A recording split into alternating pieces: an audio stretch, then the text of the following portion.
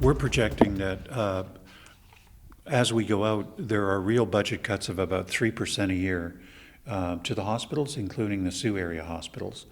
And by the end of the 5-year budget cycle, if these cuts go ahead, the Sioux will lose about 33 beds and about 270 staff. Cupe President Michael Hurley visited Sault Ste. Marie on Friday morning to present Protecting What Matters Most, a new report by the Ontario Council of Hospital Unions.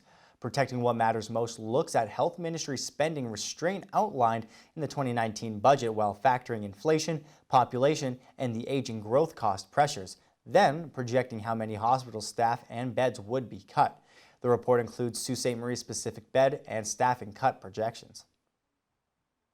You know, one area of health spending that's often pointed to as taking pressure off the hospitals is investment in long-term care.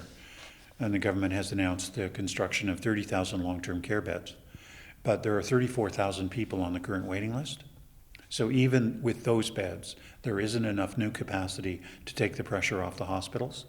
You don't need as much money. The population will begin to drop of the cohorts that actually use hospitals so intensively.